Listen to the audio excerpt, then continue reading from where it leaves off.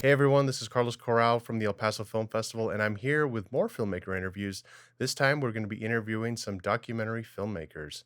So, I want to welcome to the program Chin and Kiki. Welcome to the show, and Michael too. I forgot, yeah, he's also here as well. But yeah, they're here to talk to us today about their films, "Campaign for a New America" and "Borrowing Fire." And Michael, these films I know were made with the Community Support Film Initiative that's out in Boston, Massachusetts. So yeah, kind of introduce us, and then Kiki and Jen, I'll have you guys introduce yourselves as well. Okay, thank you for having me. My name is Qing Li. I'm an immigrant from China and settled down in Revere, Massachusetts for 4 years. And luckily, I joined the Community Support Film in 2017 and have my film. That's the reason I'm here. I'm so happy to be here with Kiki and Michael. Hi, everybody. I am Kebrewosen Densamo, also go by Kiki. I am Ethiopian American here. I live in Boston for 17 years, and I'm really excited to be invited and be here with the El Paso Film Festival. It was a pleasure and an opportunity, a great opportunity for me to be really get trained and be able to make this film with. Just this program, and I'm really grateful for Michael and CS Films and all people who really supported us to be able to do this. So thanks, Carlos. Great to be with Chin and Kiki. And community supported film is a program with really three legs: training, production, and the public engagement work. And it comes out of, I've been doing documentary filmmaking since the 90s. And from my very early projects in places like Bangladesh, I quickly realized that the documentary film industry, the news industry is, especially in the West, is very dominated by the outsider opinion.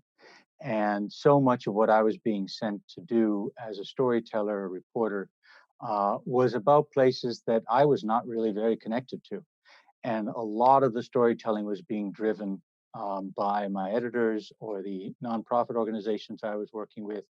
And we were trying very hard to understand local perspectives, but it was very clear that the crews, for example, that I was working with in Bangladesh, the camera people, the storytellers, they were much more intimately connected to the stories and much better able in many ways to be able to help a Western audience understand what the long-term issues were and what were the questions that they needed asked and answered, and what kind of solutions they were looking for. And so much of what I did in a lot of my early career was really focused on what we wanted to know and what we were doing in places like Bangladesh.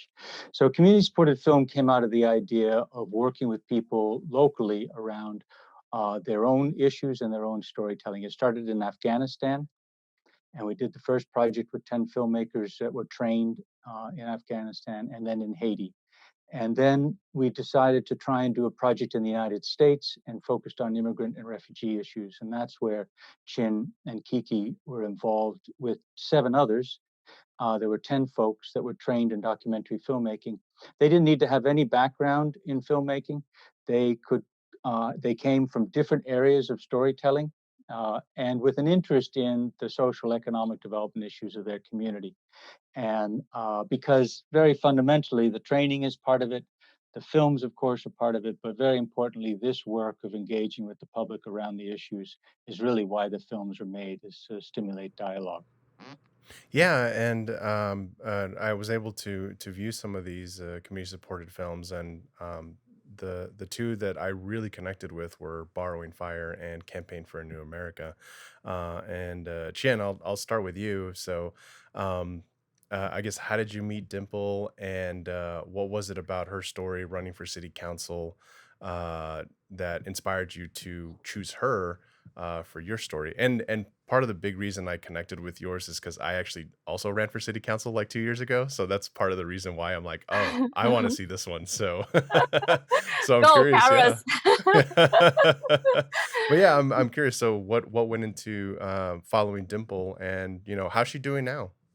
Mhm. Okay. After I settled in Riviera, I start to find the ESL class, and I found a nonprofit and to have the English class where Dimple is the board member of the nonprofit. So after class, there's like a women's circle, some other workshops. I met her, and then at that. After 1 year, she allows me to run for the city councilor after she survived from cancer. So I think, oh, yeah, that's very inspired. And I, as a volunteer for her campaign, to join some events, hold the side for her, or do some flights like this. And then I got information from the same organization about community support film about this training opportunity. And so I met Dimple before I have the opportunity to train as a filmmaker. Then after training, we need to find a subject to do our film.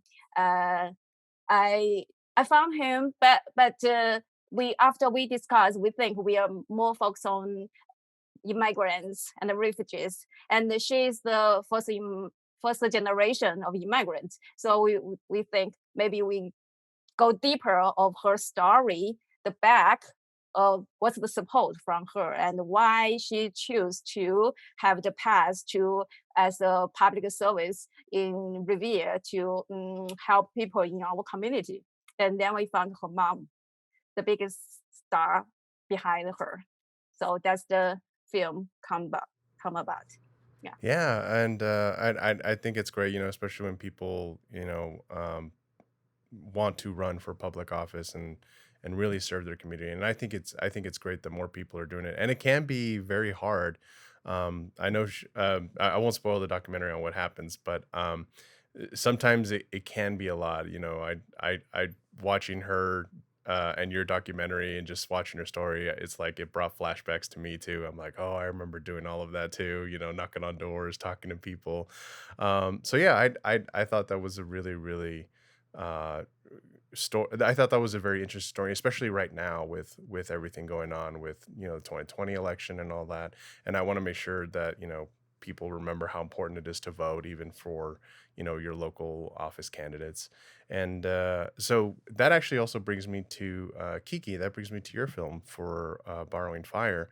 Um, One thing I really liked, and again, I'll ask you the same thing. How did you meet Jonas, and what inspired you to make him the subject of your documentary? But watching your film, I genuinely forgot what a good person looks like sometimes, and Jonas, for some reason, just really, the way he handles himself, conducts himself, the way he talks to people. Um, he just seems like a very nice person and is always optimistic. He's very much a glass half full kind of person. And yeah, so I kind of wondered, did any of that, like you could almost feel his aura when you were with him. Yeah, so tell me a little bit about him and why you chose to follow Jonas. Thank you. I appreciate for this opportunity. That's a great question. Honestly, it's hard to say, but it's a divine appointment.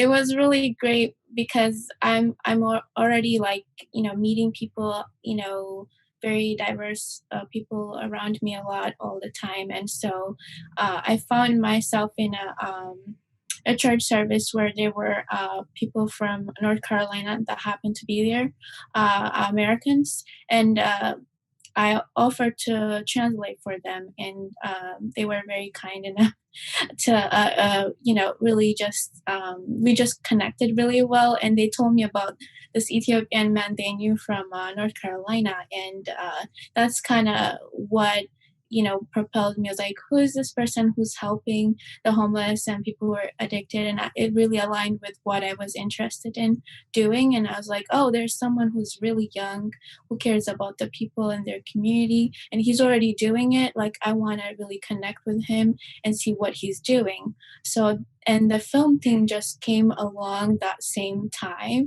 and I was looking for someone to do a story, and he seemed to be the perfect person to do the story on. And I had a really good reason to go and see it and just bring my camera along. And it was just really, really great for me. And I felt like if it inspired me, it would inspire other people too.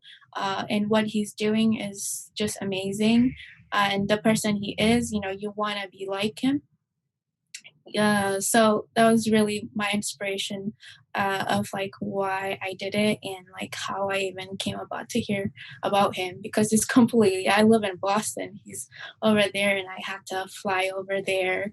Had friends like who hosted me and drove me there, and it was like a collaboration of many people to make this happen. Oh yeah, and of course, documentaries or just filmmaking in general is a collaborative art form. So it's always good to know that you had that kind of support. And but yeah, I mean, just kind of going back to Jonas again, it was just one of those um, with his word of the day. He had a Mhm. coffee business, and then he would preach. It almost felt like I'm like, wow, he's doing a lot. And then I thought what was great too is that he's also an immigrant, and I kind of feel like these are the stories that I feel would change people's opinions on the kind of good things immigrants can do and the kind of things and yours too, Chen. With what Dimple was doing, being first generation, we all strive to always do better, and our parents, who came to this country, always want us to do better. So that's a theme that I really really liked in both your films. But yeah, Michael, so I want to shift the conversation a little bit to you. So um, with this initiative, I know you guys produced 10 films with the community support film. Are you planning to do more? And are you going to have the same filmmakers back to do another story, or are you going to try to find 10 more filmmakers to do another series? Tell me what kind of Right. future community support film has. So basically, we look for projects based on where the conversation is in the United States and how we think local voices might be able to influence that. So, frankly, COVID has really thrown a monkey wrench in a lot of our work and our ability to do the hands on kind of work that we do with folks. We're working on some online training approaches, et cetera, right now. But the ideal is that we look at issues from the local perspective with the ability of people to come through and come together through the training to be able to create a body of work. And really, the coming together is a big part of it, frankly. For example, in Boston, we had 10 folks from 10 different backgrounds, 6 different languages, and folks, whether or not Kiki, who had come, as a teenager, as a young person, or Chin, who had literally come the year or two before, people with real diversity of experience. And literally by the second day of the training, they were salsa dancing during lunch. I mean, they had really hit it off, and they were teaching each other various aspects of their culture. And so that coming together is a big part of the process, because it's so important, as you said, with documentary, to be able to share the learning, share the production work, and also then for us to share this engagement work. Um, right now, we're looking at a diversity of possible projects. We're not necessarily going to do another project with immigrants and refugees, just because we've had our influence as we can in terms of that conversation. We're trying to explore ideas, for example, with the disabled in Africa, in one area of Africa, a possibility of doing something with disabled folks, which would be very interesting, something that we haven't explored before at all, but whose voice is really talked about but not heard from very often. And then there's been an interest to try and explore whether or not we could do something in Central America to look at what is the pressure, why are people moving north, and really try and get their perspective, because really what we're seeing and hearing is our perspective about the pressures as we perceive it here. So there are a lot of ideas, but nothing concrete at this moment. Okay, well that's good to know though that you guys are planning to still move forward. I know, yeah, as you said, COVID has changed a lot of how we produce our content, so to speak, and but that's good that you're still forging forward. with community support film and the plans that you have for the future. And finally, I just want to conclude the interview with Chin and Kiki. I'm going to ask you guys both the same question. Now that you've made your first documentary film, do you want to make another one? And if you do you have any ideas that you want to share with us? Kiki, why don't you start? Thank you. I appreciate that. There are definitely different ideas that I have. I'm not sure if it would be very soon, given with COVID and everything. But I have different passions in relating to media and collaborating with other filmmakers, and really seeing what comes about it. Great. And Chen, how about you? Any future projects? Almost every presentation after that, people ask me, will you document the Temple again? Because she keep running for city councilor again and again, and this coming year. I hope I can. That's true, because I think every time, especially after she lost the first and second chance, I feel it's really meaningful. When I filmed her in 2017, I didn't really realize it's so hard for a woman of color to run for the office in Revere. I didn't, but after this almost 3 years, I see it's so hard and so many challenges and so many terrible things happened on her. So I think it's very meaningful to keep doing for seasons until she got the position. Yeah, that's what I'm thinking. And beyond this question, I think the program, the training program, the reason I'm always stand for a community support film, because it's not only a training program, it's training and film and public engagement. And for 10 of us, I don't know for sure others, for myself, I feel these 2 more years, a lot of chance to have conversation with public, and to enhance my self understanding of US, and to help people to understand what the immigrant is. And from another way, I think it's a way to build my own leadership. I can be more strong and more confident to speak out. Yeah, I think I learned much more than filmmaking in this program. No, that's great to hear, and I'm glad Michael and Community Support Film were able to give all of you such a great creative outlet to share these special stories with us. So And I I should want. say it's a lot more than Michael.